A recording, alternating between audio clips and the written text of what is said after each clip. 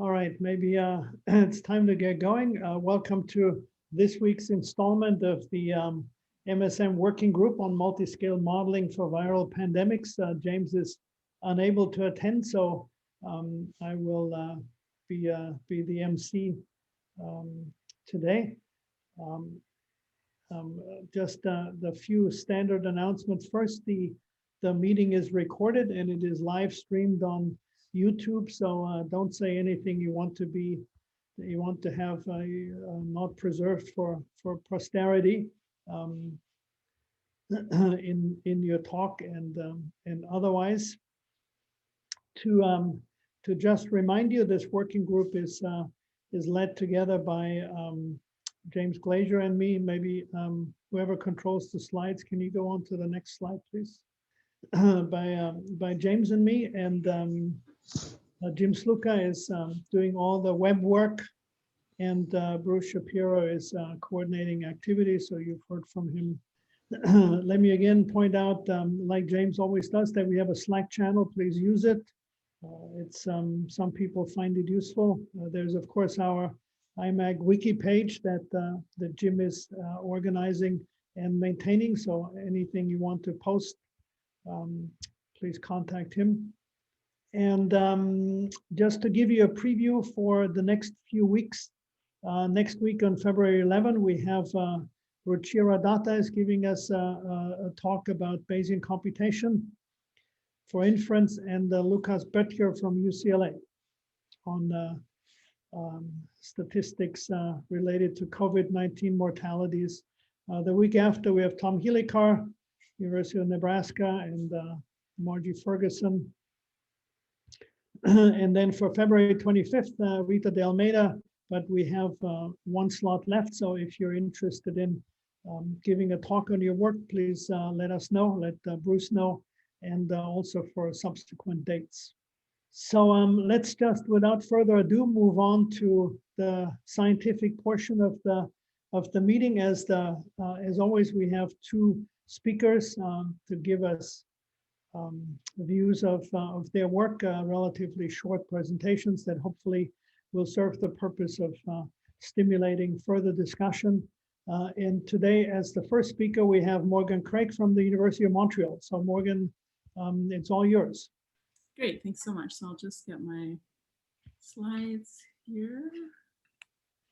Okay, and I assume you're seeing my slides now? We can see your slides, yes.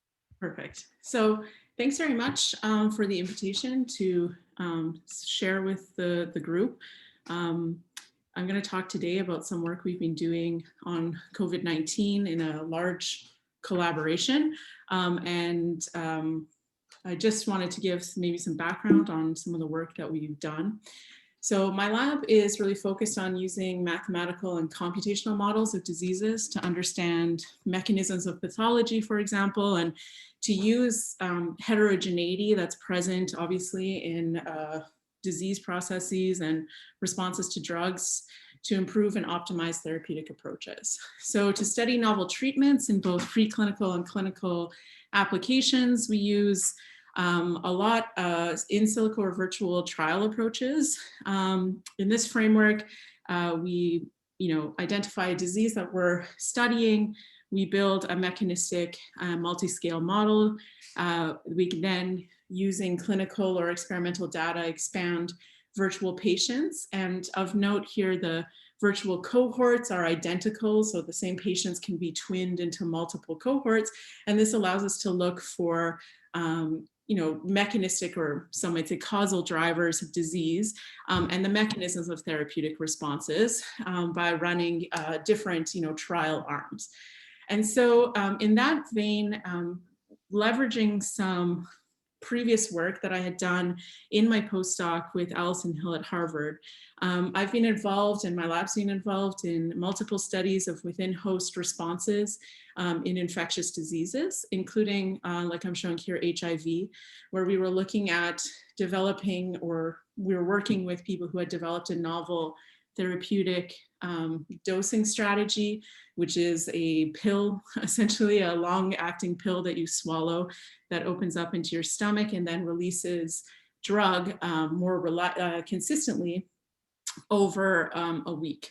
And so we had already, I had already been looking at models of HIV, and in parallel had been working on mechanistic models of blood cell production and blood cell function. And then the pandemic hit. So I'm sure this is like everybody, we pivoted in my lab. The work that I'm going to talk today was accomplished really through a large collaboration with a number of labs focused on the immunopathology of COVID-19. So we're a group of mathematical biologists, experimentalists, immunologists who came together as part of the Paul Macklin's tissue simulator coalition that he discussed a few weeks ago. And everyone on the top line here is in my lab. So this is me, obviously. This is Adrienne Jenner, was my former postdoc. She's now a lecturer at Queensland University of Technology. And Sophia and Viv were two very talented undergraduates in my lab. And then we've been collaborating with Rosie, Amber, Courtney, and Penny as part of this work.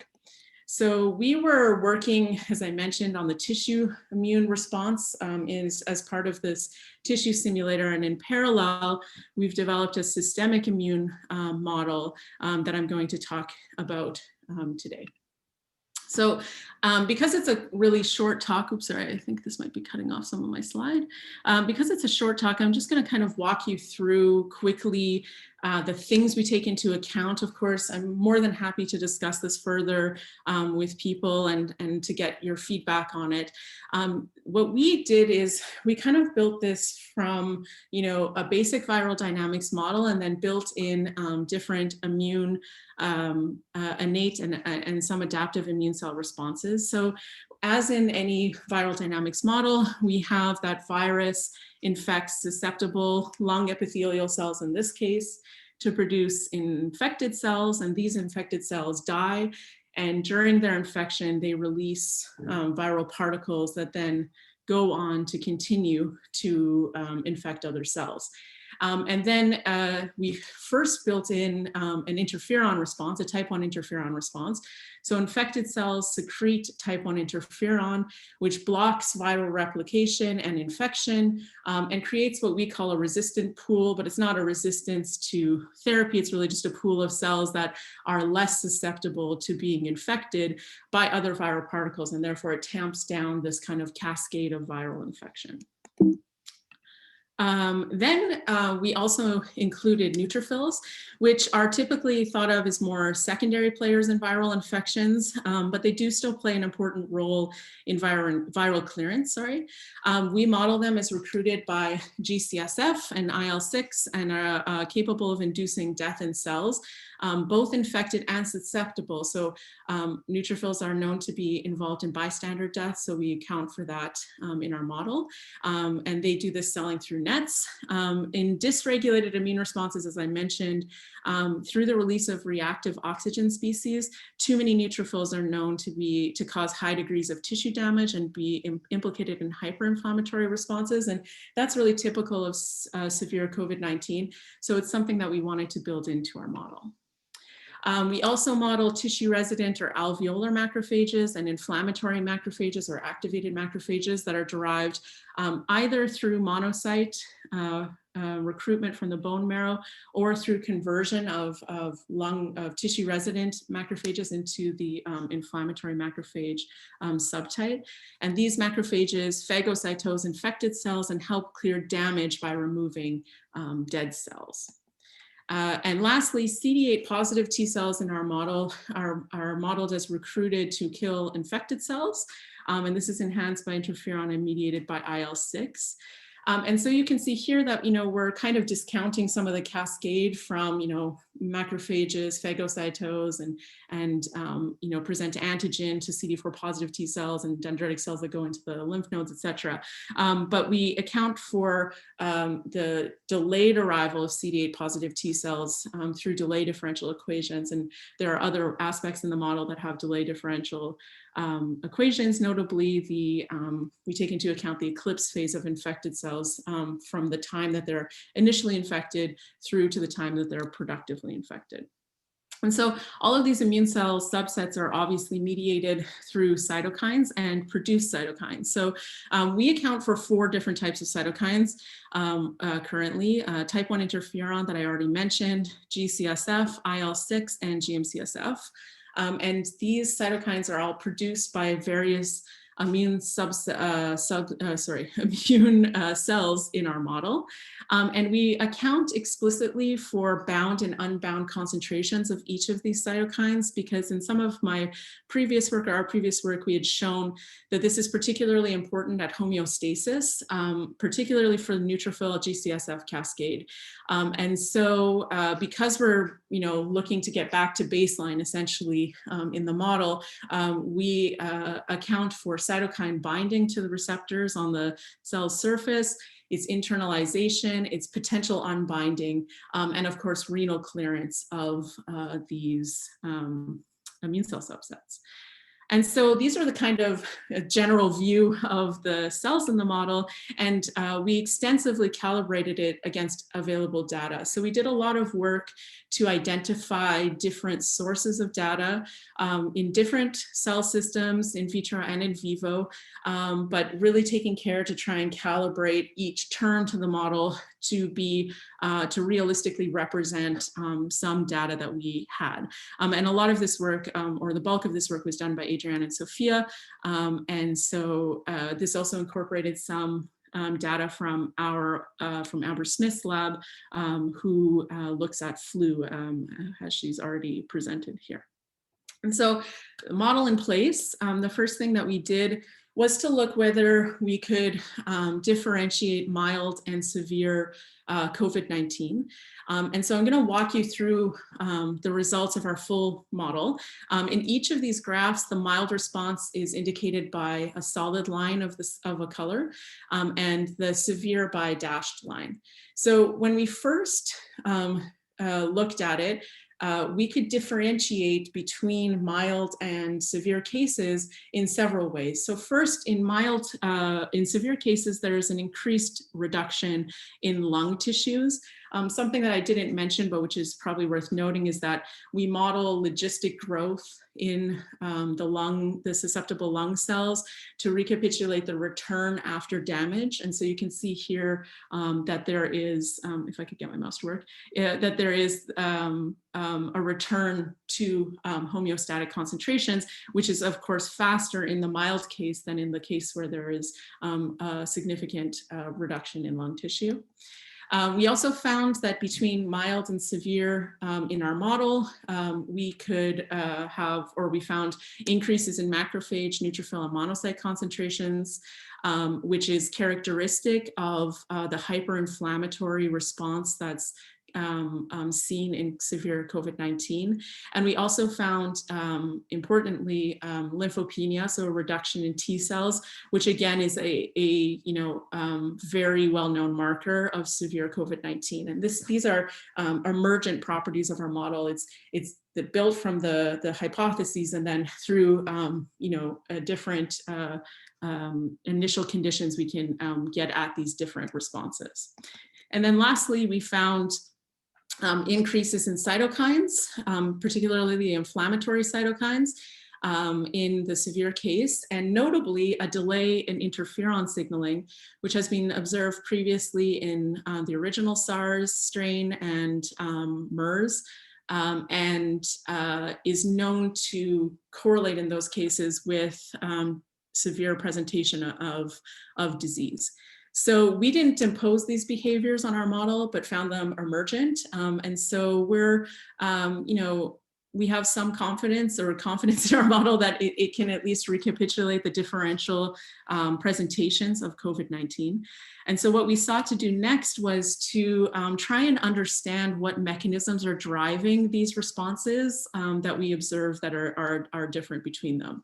And so to do this, as I said at the beginning, we generated a heterogeneous virtual cohort. What we did is we did a sensitivity analysis in our model and identified 7 parameters that were particularly sensitive to changes. And so would change significantly the output of the model. So from those parameters, we drew them we generate an individual by drawing from parameters distributions for them, for their values that are set by experimental measurements.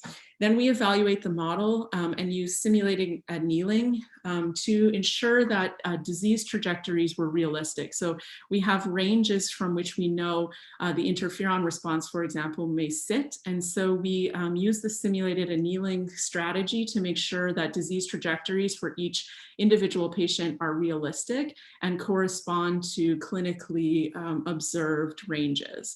And once this process is finished, we then accept this patient as a virtual patient in our cohort. And so in this way, we're hoping to recapitulate the heterogeneity in real patient cohorts. And we did this and generated 200 individuals. And from these 200 individuals, we then simulated disease for each of them. And what we did is we introduced what we call an inflammatory marker, psi, which measures the concentration of IL-6, neutrophils, and the amount of damaged lung tissue with respect to the cohort. And when we order patients according to this parameter psi, which is shown in teal here, and then plot different metrics or outcomes from our model, including maximum IL-6 concentrations, which from clinical patients have been shown to be elevated in severe COVID-19, or CD8 T cells, which has been shown to be suppressed in severe COVID-19, as I mentioned. We can see a clear correlation. I mean, the IL-6 is probably not surprising given that it's a part of our psi value, but the T cells are not. And we also found a strong correlation with the peak inflammatory macrophage concentration, and notably a strong switch in the time to interferon peak. So those who had the mildest disease have a really fast peak of their interferon, whereas those who had the more severe disease had a slower peak. And this is something that, again, is emergent from our model, but which has been shown previously to correlate to more severe disease. And so in particular, we were interested in looking at what could regulate this interferon switch, something that, again, we did not impose, but that came out of our virtual cohort simulations. And so what we did to dig into this deeper, or when we dug into this deeper, we found that T cell numbers were more strongly related to IL-6 concentrations, I'm showing that here, than interferon. If you go across the interferon and up, you see a range of responses of T cell numbers, whereas for a particular IL-6 concentration, you really have more severe disease at the higher concentrations and more mild disease at the lower concentrations. Importantly, we found in our model that the largest predictor, or one of the more stronger predictors of COVID-19 severity, was linked to hampered monocyte to macrophage differentiation. This is something that is of interest to clinical collaborators we work with, who have also seen some dysregulation in the monocyte macrophage axes. And this has also been shown in other inflammatory conditions. And also we found that there was a correlation as well, or some indication that the production rate, how fast you can produce interferon, which would again be related to the time that you get to interferon peak, is also correlated to severity in our virtual cohort. So I'll just stop there, even though that was a lot, because there's 15 minutes. But to summarize, just our predictions suggest that, as with original SARS and MERS, a delayed interferon signals are indicative of severe disease, and that impaired production of interferon and differentiation of monocytes into macrophages are correlated with severe COVID-19. With that, I will just say thank you to everyone, of course, who worked on this. This is really not my work, it's our work. We've done a lot of this together, and I'm sure this might be, or maybe this is your experience, but though this pandemic is awful, a lot of really amazing research collaborations have come out of it. And so I'm really happy to work with the people who I work with. And of course, to thank our funders, and we have released this as a preprint. And so if you're interested in checking that out, you can search any of our names on the bioarchive. So with that, I will stop my slides, and if you have any questions, I'm happy to answer in what remaining time there may be. Terrific. Thank you, Morgan. And I can only second the fact that one of the few things that came out of this, one of the few good things that came out of this pandemic is a lot of excellent work. Any questions for Morgan? Alan Perelson, I have one. Very nice work, Morgan. Very impressive. When you're discussing the CD8 T cells and you showed that they were suppressed, are you looking at antigen-specific ones that are actually, effector cells that are doing something in your model, or are you just modeling the total CD8 count? So yeah, that's a really great point. We're modeling effectors. They're doing something. They're inducing apoptosis in infected cells. So we're not looking, I guess, at the global population, which again is not then a one-to-one correspondence with clinical CBC's measurements, but yeah, it's a specific subset for us. So I know lymphocyte total counts are down, but I didn't realize that specific CD8 cells were down. That'd be very unusual. Is there right? Yeah, I think more positive CD8s, or if you're on gamma secreting ones that show they're reduced. So we have some data that I haven't yet looked into from clinical cohorts here at Montreal. And you're right that I guess I should have couched that a little bit, because we're looking at specific cell subsets and then comparing. It's not a one-to-one comparison. You're right, but it's in some sense a cipher for us because we don't model any other subsets of the CD8 positive T cells. And another one, just a comment, because I have been looking at viral load data in at least the upper respiratory tract, and there are quite a large number of patients that have viral loads that are much higher than in your little diagram. It can go up to 10 to the 11th or 10 to the 12th even RNA copies per ml. It looked like in your parameter space you were eliminating it to be less than 10 to the 8th, and I can send you a reference. Yeah, that would be great. We have done since that we've fit also to human data. And one thing is that we're thinking of infectious virus and not just that was from macaque data, but you're right. And if you have papers, that would be great, because we're constantly, obviously, as with everyone, trying to improve the predictive ability, right? So that would be right. So data I know is on just total RNA counts. It's not infectious. But right. You're right. Yeah. Infectious one would be down 3 or 4 orders of magnitude typically. Yeah. Okay. Thank you. Thanks, Alan. Any other questions for Morgan? I have one. I see that you model cells and immune response, but I also noticed that you have the viral load. Can you extract an infectiousness curve, how a person is infectious in each day? Is it possible to take from your model? Because if you do, I need it. I mean, I guess in theory it would be possible. We have not looked at that because we have been really focused on in-host models. And I don't know myself, I'm not an expert in how to map viral loads and immune, the immune system response to infectiousness. But I guess in principle, you could use a model like this to do that, but I don't know. I actually did, and Alan asked you, and there's several others who did, but they started from where you are. So I needed variations of those. This is why I'm asking. Okay. If you get there, we'll talk. I'll send you an email. Okay, great. Yeah. All right, terrific. One last quick question, if anybody has one. I think mine is quick. So it seems like there's been some experience with anti-IL-6 agents and that they didn't work very well. Can you test those with your model? We can, and I think there's been more, so that was earlier, the anti-IL-6 was shown not to work. Recently there were, and I'm the worst person for citing, for saying what the paper is, so don't ask me, but I remember seeing a paper and looking at figures where this might have been suggested to actually have some efficacy. We can definitely probe that, and this is on our pipeline of things to look at, particularly interferon and IL-6 modeling. All right, terrific. Thanks, Morgan. Excellent work. We appreciate it. Thank you So so much. we can let you go in time to do your teaching. Yes, thanks. Sorry about that. That's okay.